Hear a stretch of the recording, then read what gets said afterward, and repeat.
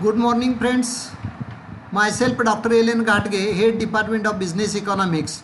Today, we are going to discuss the fourth chapter, that is cooperative laws in India. While discussing the development of cooperative movement in a developing country like India, we must know some historical information. How the cooperative movement in India starts, the environment in which cooperative institutions have been developed in 1904. All of us know that before 1904, some of the social reformers have taken some efforts to start the cooperative movement, as well as there was a greater need to start the cooperative movement in India. And while discussing the development of cooperative movement in India since 1904, we must have to consider one thing, most important thing, that is we have started cooperative movement in India in 1904 through the first Cooperative Act 1904.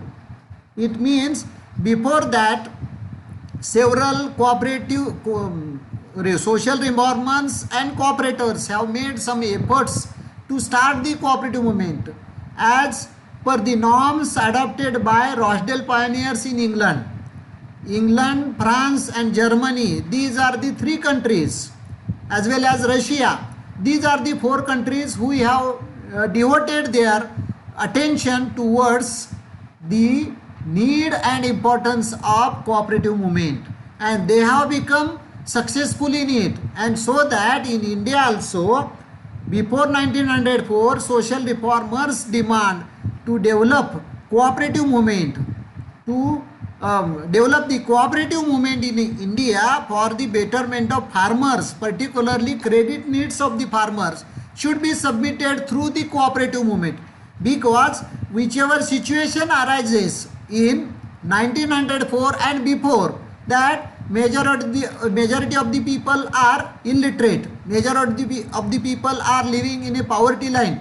Agriculture was the basic industry developed in India, but the situation of agriculture sector was very bad.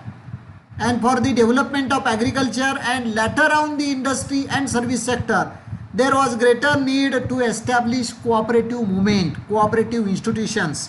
And for the establishment of cooperative institutions, some norms should be laid down for the betterment of the cooperative movement in India. And for that purpose, we have started cooperative movement through the cooperative laws.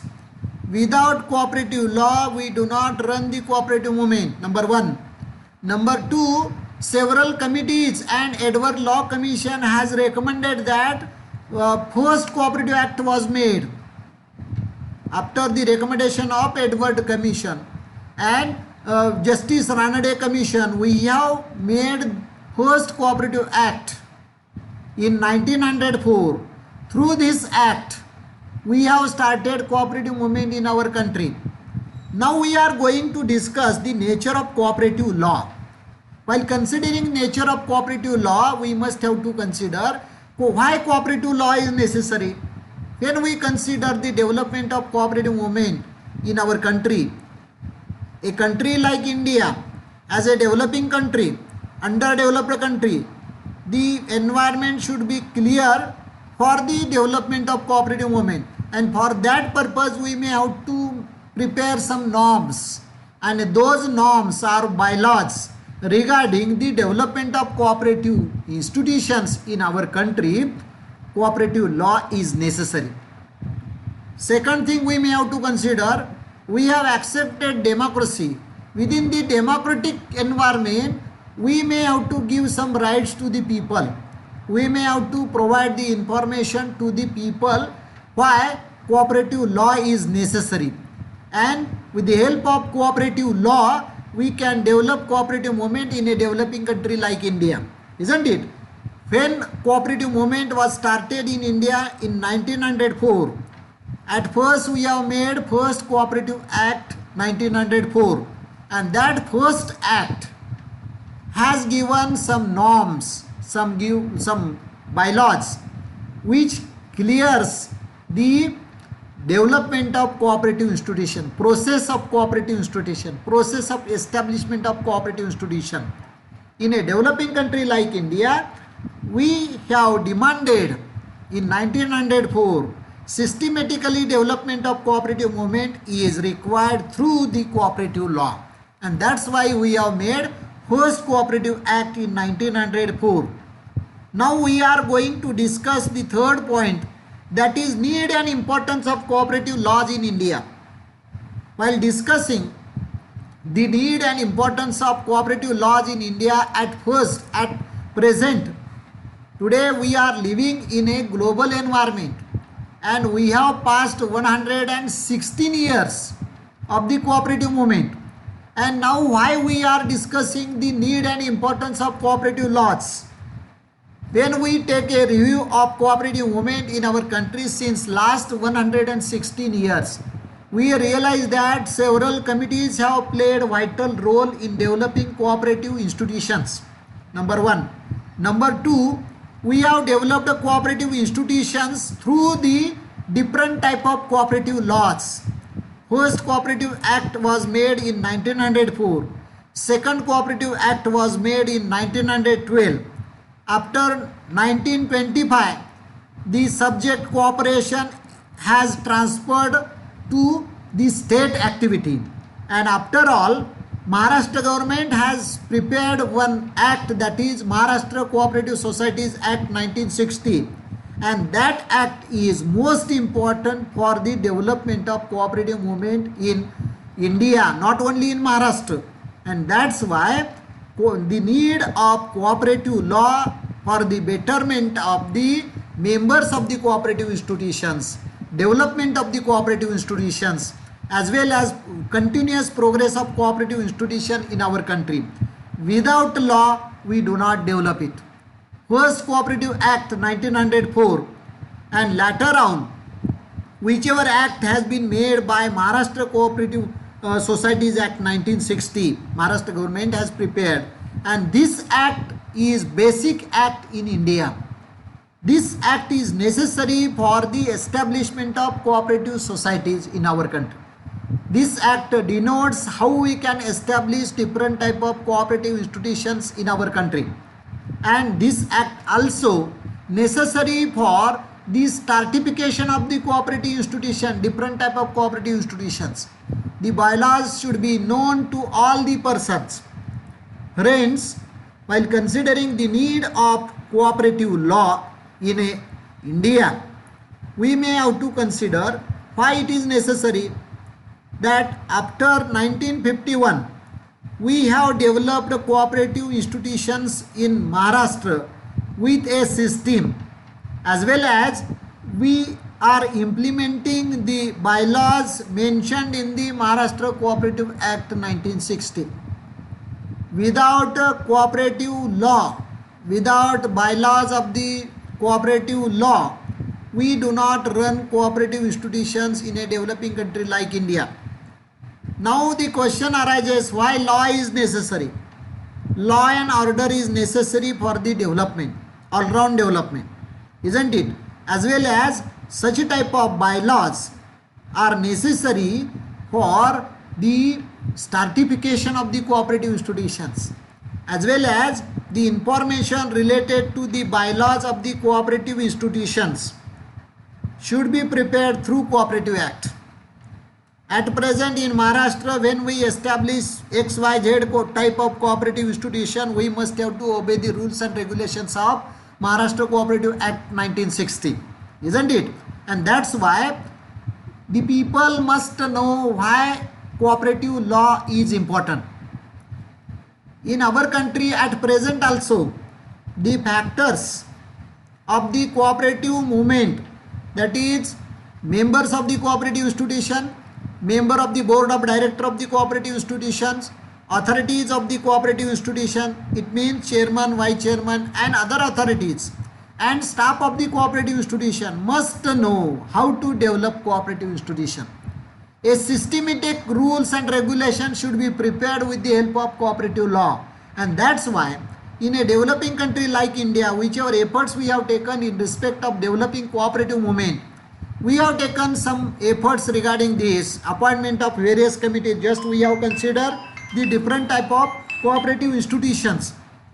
we have considered different type of cooperative institutions and their role in the molding the cooperative institutions, isn't it? And that's why whichever role played by different type of committees, their committees recommendations are most important for developing cooperative institutions, and whichever legal provisions, legal recommendations have been laid down by Vaidyanathan Samiti or Shivajirao Patil Samiti or any other Kurian Varghese committee, isn't it? All the committees have made the recommendations, and those recommendations should be implemented through the cooperative laws. And that's why there is greater need of cooperative law for systematic development of cooperative institution in our country. And people must know why cooperative movement is necessary, number one. Number two, what are the benefits of the cooperative institutions? And those benefits should be mentioned in the bylaws of the cooperative institutions. Chief promoter must have to acquire the knowledge regarding the establishment of cooperative institutions, benefits of the proposed cooperative institutions, as well as to promote the people in the cooperative movement stream. And for that purpose, cooperative laws are most important, and oral development is necessary with the help of cooperative law. Another most important thing we may have to consider, in Indian environment, we are apart from the establishment as well as norms regarding the establishment of cooperative law. Yet 50% of the members do not know what are the bylaws of the XYZ cooperative institutions. And that's why at present also there is greater need to know the bylaws of the cooperative institutions. We are the member of XYZ cooperative institutions, isn't it? In Western Maharashtra or in Maharashtra, we have developed cooperative institutions in lakhs of numbers. But lakhs of members do not know the rules and regulations as well as norms of the cooperative institution in which they have taken the admission, they have taken the membership. And that's why it is necessary to know the cooperative law. Without cooperative law, we do not develop cooperative movement with a system. And that's why cooperative institutions development, oral development of cooperative institution, we must know the norms of the cooperative laws. Next one most important thing we may have to consider. Since 1951, particularly in 1961, Maharashtra state has made considerable progress in respect of different type of cooperative institution, particularly credit cooperative movement, cooperative sugar factories, dairy cooperatives, cooperative marketing institutions. With the help of these cooperative institutions, we have made considerable progress as compared to other states in India. How it happens? We have prepared law at first. Maharashtra government, cooperative department and some of the cooperators who have devoted their life, n number of the members who have devoted their life for the betterment or development of the cooperative institution. For example, Dhananjay Rao Gadgil, Vittalrao Vikhe Patil, Vasantdada Patil, Gulabrao Patil, Tatyasaheb Kore. These are the some of the names. Yashwantrao Mohite. They have done considerable efforts for developing cooperative movement in Maharashtra, and so that the cooperative development takes place in our country, in our state, and ultimate effect of development of the cooperative movement is for the betterment of common man. Just consider, if we have not developed cooperative sugar factories in Maharashtra, what will happen? Just imagine, if we have stopped the functioning of district central cooperative banks, what will happen? Whether cooperative movement will develop, whether agricultural development takes place, whether industrial growth takes place, can farmer improve their economic condition without cooperative institution? When we minus the cooperative institutions, there is no use of development. We can't develop our state without cooperative institutions. Due to the cooperative institutions, due to the cooperative sugar factories, dairy cooperatives, allied cooperative institutions, we have provided lakhs of people the employment. Number one, this is one. we have become successful for improving the income level of such type of people, rural as well as urban people. And that's why there is greater need of cooperative movement for the betterment of people in the state as well as in India. Maharashtra, Gujarat, Karnataka, Andhra Pradesh, Tamil Nadu have made considerable progress due to the development of cooperative institutions. And cooperative institution has not developed, cooperative institutions have not developed in such a state without legal provision. Without legal provision, it means the implementation of cooperative laws. By taking reference of cooperative laws, we have developed a cooperative movement in our country, and that's why overall development of a country, in a developing country like India, there is greater need of cooperative law. Without cooperative law, we do not develop anything. That's why cooperative laws we have made. And for this purpose, at first lecture we must know the need and importance of cooperative law. Without cooperative law, we do not establish cooperative institution. There should be some norms, rules and regulations for implementing, for developing, for the functioning, smooth functioning of the cooperative institution. Norms should be there, and those norms are based on the Cooperative Act. And that's why there is greater need of cooperative law in our country. Friends, in this way, in the first lecture of such type of cooperative laws in India, we must have to consider the nature of cooperative law, need of cooperative law, importance of cooperative law in a country. With the help of cooperative law, we have developed a cooperative movement since last particularly 70 years after independence. We have become successful for developing cooperative movement systematically, such as Maharashtra, Karnataka, Andhra Pradesh, Tamil Nadu, 11 states. Other states, yet they are lagging behind as compared to these states, progressive states. But whichever progress we have made in respect of cooperative movement is the effect of implementation of cooperative law. And that's why there is greater need and importance of cooperative law for the betterment of common man, for the betterment of developing farmers, producers, as well as consumers' economic welfare through the bylaws made in different type of laws. And that's why there is greater need of cooperative law. There is most important functioning of cooperative institution through the cooperative laws. And that's why cooperative laws importance is most known to all.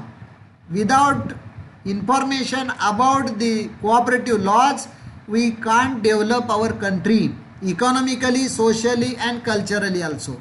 And that's why at the initial lecture we must know the importance of cooperative law for the betterment of Indian economy. The remaining matters we will consider on the next lecture.